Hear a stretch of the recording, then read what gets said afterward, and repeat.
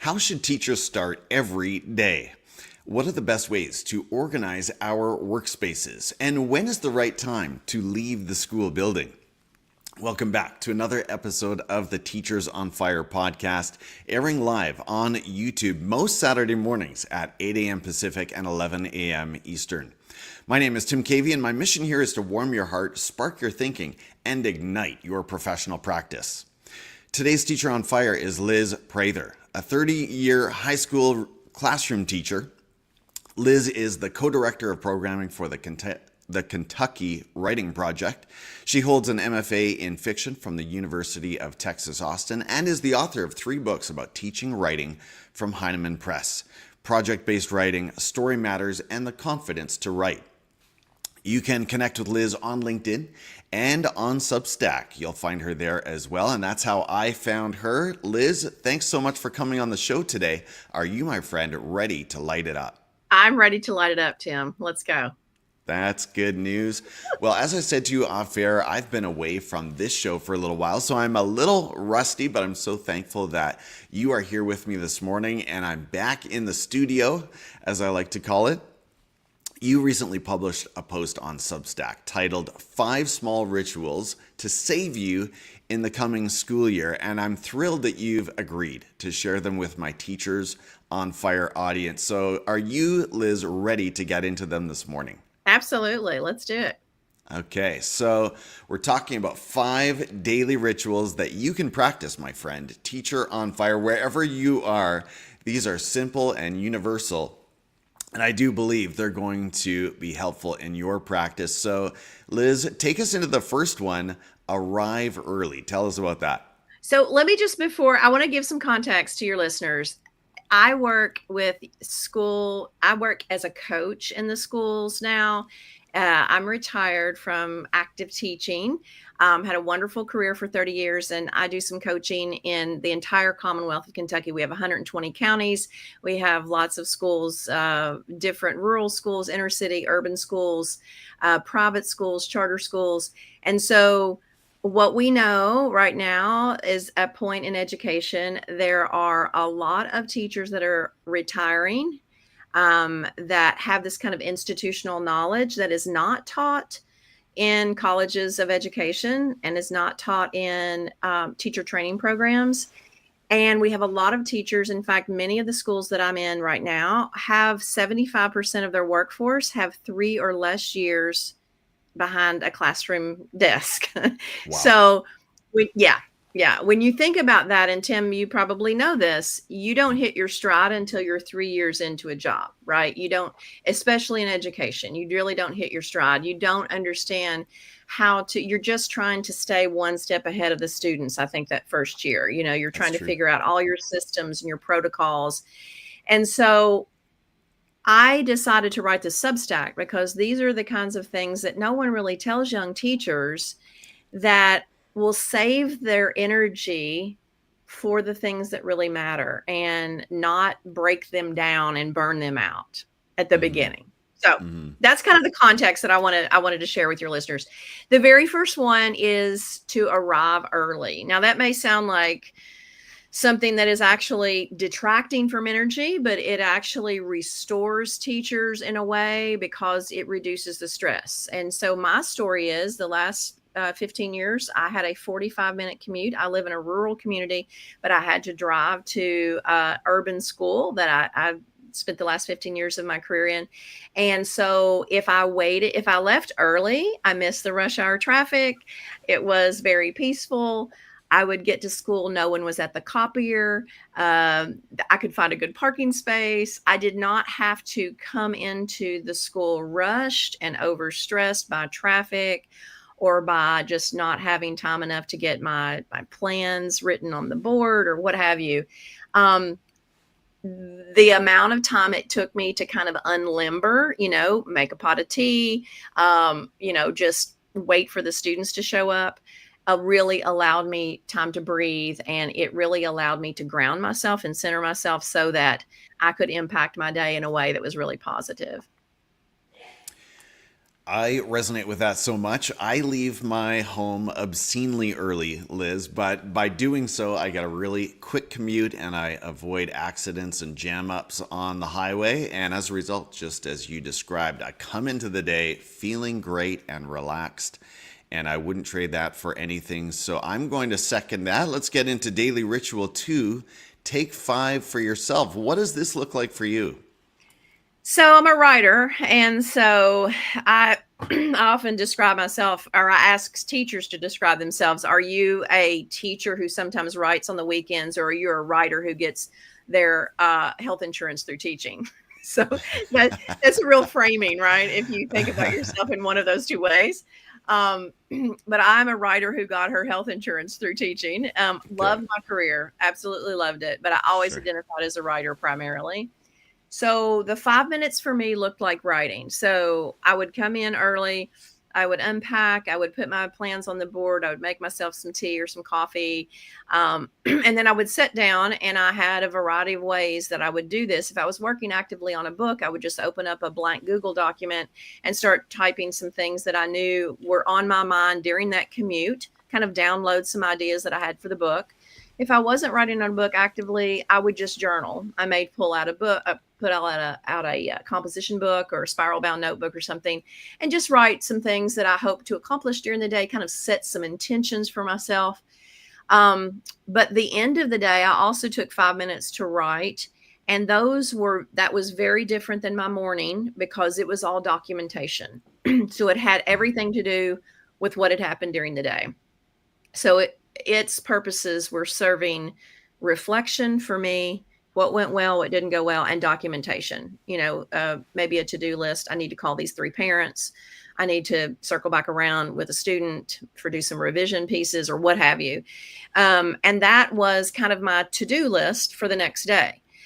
So they serve two different purposes. If you're not a writer, if you're a young teacher and you're like, oh my God, I can't imagine coming to school and then spending 5 minutes writing, maybe you want to, do a brisk walk around the gym, or maybe you want to create a gratitude list, or do some light therapy, or say a prayer, or meditate, or deep breathing even. I really think, though, just saying I'm going to set a timer for 5 minutes and this is going to be my time is really critical.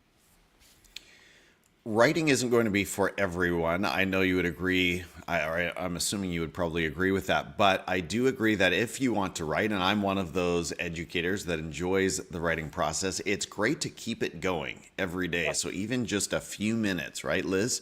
Keeping our minds in the groove and getting back to different thoughts. And as you said, getting down whatever we were thinking about on that commute into the building makes such a difference in terms of our output and writing productivity through the week.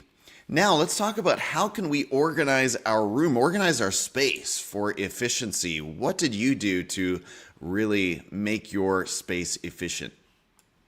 So efficiency will look different for every teacher, but we know research shows that a cluttered workspace actually increases stress for teachers, and it also increases stress for students. Whether they're aware of that or not, on some unconscious level, they know when there's like a lot of clutter around in a classroom. I think Interesting. organizing your room um, is a stress reduction strategy, but you have to organize it in a way that is efficient for the workflow that you have. So it will look different, obviously, for an elementary school teacher than a middle school science teacher than a high school creative writing teacher. So, if you have supplies that students use and you have those in bins, label the bins so that students don't have to ask you where the supplies are. That's Right. pretty basic, right? I liked to organize my room because I had a lot of different activities throughout the day. I would have small groups when we would be working with reading or station work. So I had to create sections of the room that served that purpose. I also had a little library nook where I had like a little coffee hutch where the kids could make coffee or tea if they wanted it. They had to get permission from their parents to do this, and they had to pay Okay. $20 to do it.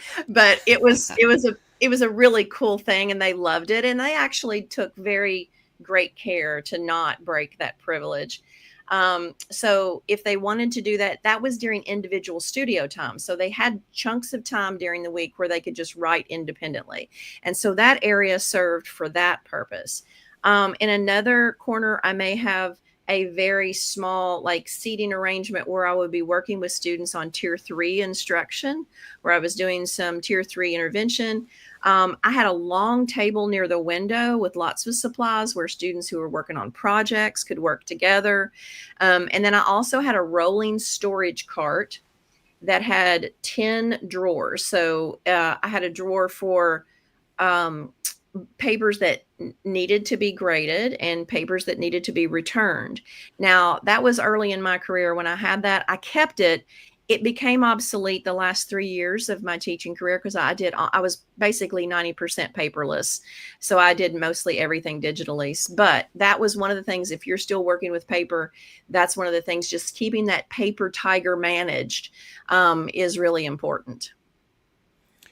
So good. And so many of those are maybe common sense for primary teachers, I feel like, Liz. But as you get into middle and secondary, some of those basic common sense organization tips fall away. And you're right. Just making sure everything has its place is so helpful. And I like what you said too about even for the students. I mean, they can Right. sense the difference when they come in and learn in the space.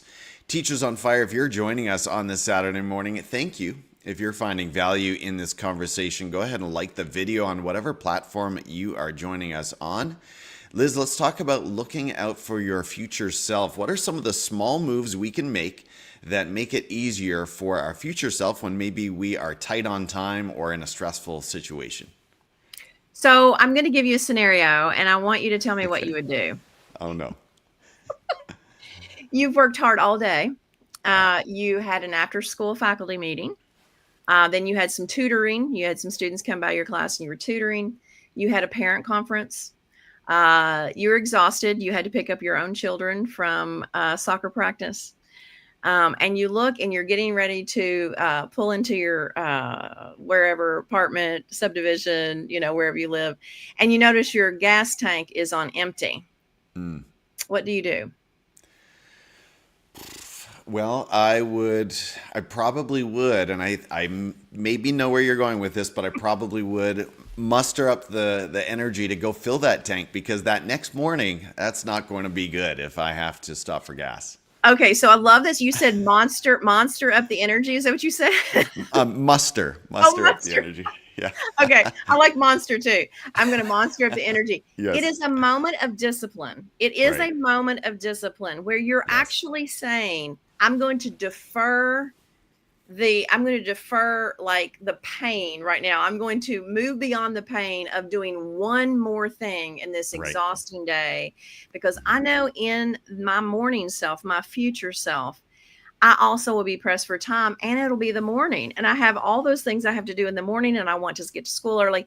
So deferring that gratification of hitting the couch and ordering a pizza and doing things like that, you instead go ahead and fill up your car with gas. That's what I'm talking about when I'm talking about thinking about your future self. So pushing tasks like out into the future is really unfair to yourself. Mm. It really puts an undue burden and it creates stress. And again, all these things are like tips, but they're basically all stress reduction strategies. We do this in terms of health all the time, in terms of our physical health. So I'm 58 years old and I just started strength training with a trainer. So I'm lifting all these kettlebells and dumbbells and things like that. It's because I want to be able to lift my groceries when I'm 80 years old. It's because I want to be able to walk up the stairs or walk at my favorite park or what have you.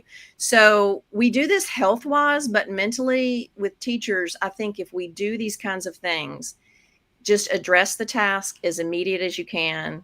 Not perfect, but get it done. Yeah. Yeah, and in your article, you talk about some of the practical steps we can take, things like making extra copies of forms that you know you'll need, creating a binder of emergency lesson plans and rosters. I love that idea of the emergency lesson plans. I've encouraged colleagues to do the same.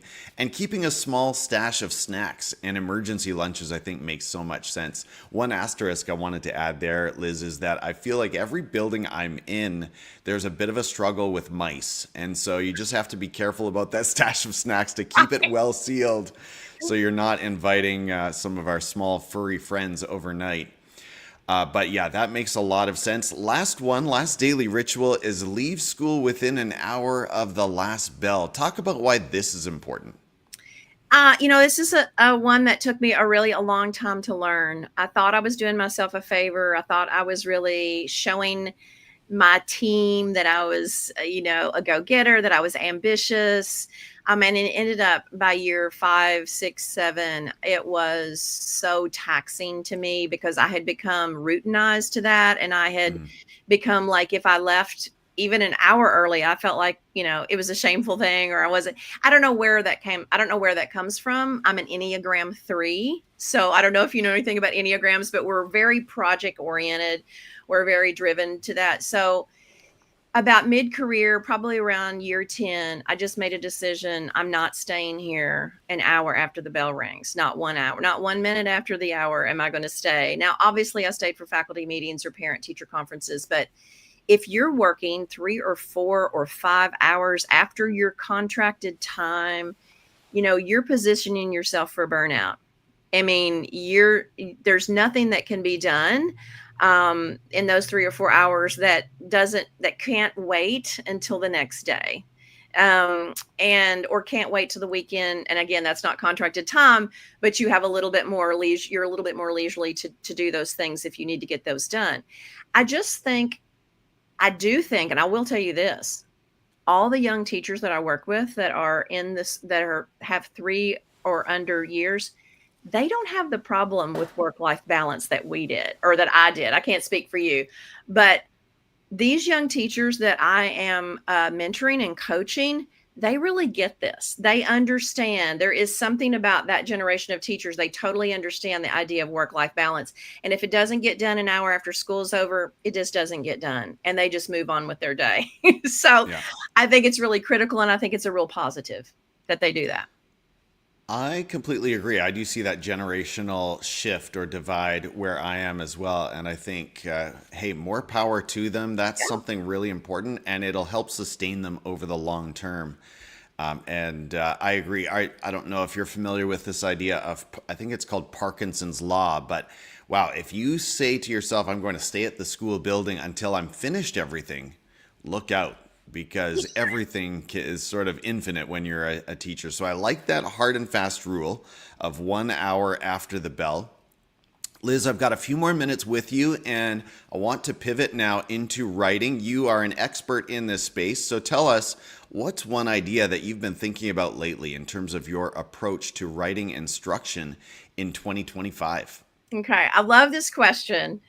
The big shift for me in 2025 is the need for students to understand that writing is a uniquely human activity. Okay. That it is a privilege to write. It is a privilege to create. Right. So I think particularly when we think about our age in like generative AI, you can type in a prompt and it'll spit out an argument, spit out a narrative, an informational text.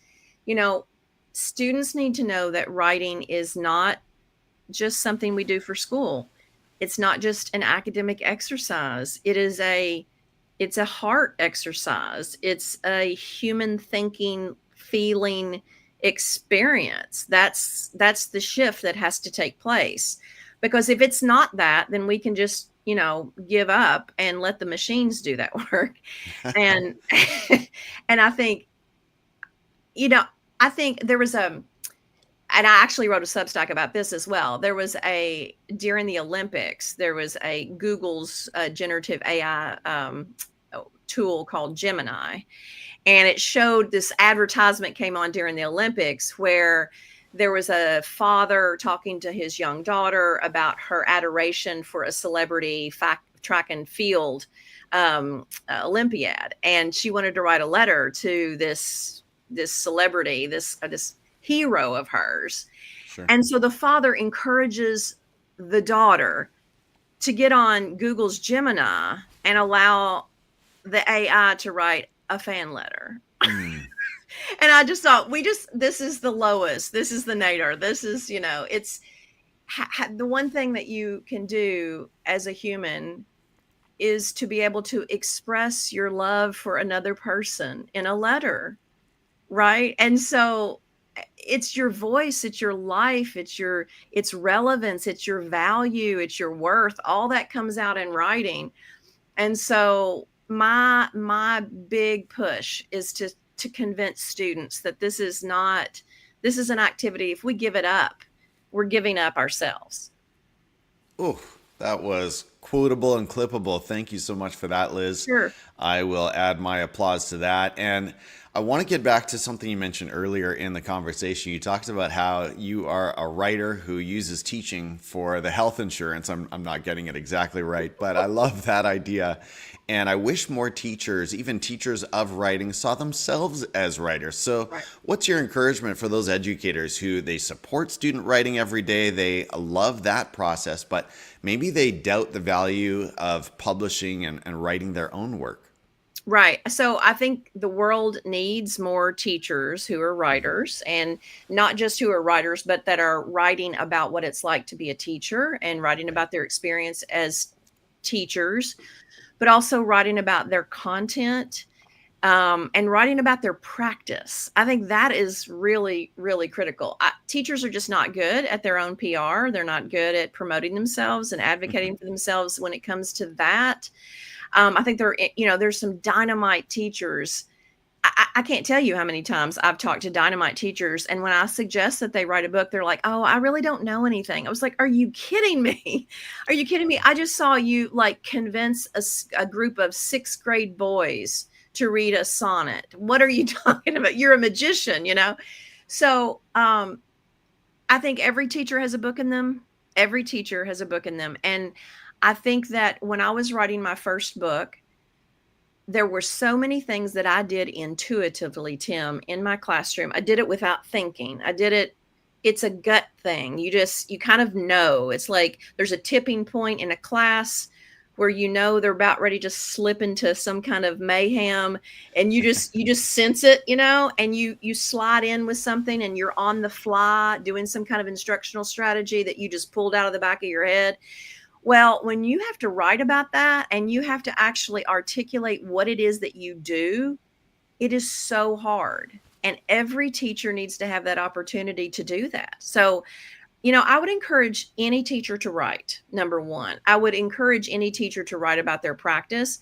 But if you are interested in writing fiction even, or nonfiction, it's just such a beautiful, it's a creative outlet. And it also gives you credibility in the classroom when you can Right. share your own work if you're a writing teacher, an English teacher, and you can share your own work as a model. Um, for example, I think the deadline is passed, but the English Journal, which is the National Council of Teachers of English, it's their journal. They have a call for submissions every quarter. And September 1st, I think, was the deadline, but they were asking teachers to write about how do they use true crime podcasts and mystery novels in their classroom. And they wanted teachers to send in articles about how they did that.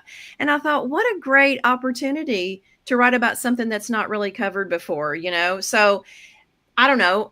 Look on the call for submission for some of your favorite journals and send your stuff out, because the world needs your voice. So good. And Liz, before we go, I want to talk about the three books that you've written. And I think this third one actually has that connection. So let me just read the three titles for my audience. In 2017, you put out Project-Based Writing. In 2019, Story Matters, teaching teens to use the tools of narrative to argue and inform. And then most recently, in 2024, if I have that date correct, you wrote The Confidence to Write, a guide for overcoming fear and developing identity as a writer. So just quickly on that last one, is that the right book for that teacher that we just talked about, that teacher who's thinking about putting their own writing into the publishing sphere, let's say? Is that book going to be helpful for them on their journey? It will. So I wrote it as much for teachers to overcome their own fear of writing as I did for students for overcoming their fear. So one of the features of that book is something called a meta write, where I'm asking students to write about writing. So to think about their history as a writer and their influence as a writer and their fears of writing. But with every student meta write that I also offer a teacher meta write. So you have to convince sometimes, I think, teachers to overcome their own fear of writing or their own fear of thinking about, like my ability to be able to teach this thing that's so idiosyncratic. It has a process, right? But every process is somewhat different. And so I'm not sure if I know how to lead another person if I don't know how to actually articulate my own process. And so I would encourage teachers, even if you're not a teacher of writing, pick up the confidence to write if you would like to write more, because there are 50 different meta writes in there, and they're wonderful prompts that just allow teachers to think about what it is and how they write and how they think. So good. And it sounds like, as you said, that would be helpful in the classroom and out. That's inspiring me to continue on my own writing journey. So thank you so much, Liz. Again, I'm grateful to have connected with you. And speaking of that, where are the best places for Teachers on Fire listening and watching to this episode? Watching this episode, where are the best places for them to connect with you and hear more about your work? So I'm not really into the socials, but I do have a Substack. So writingteacher.substack.com. You can find me there. And I'm kind of like what you said. It's kind of hard. Like you have this intention. I'm going to do this every month. And then 3 months go by and you're like, oh, I haven't written a Substack. But typically I write about, it's just me talking about writing and talking about lesson plans. A lot of times I'll put a lesson plan up, or I'll talk about education in general.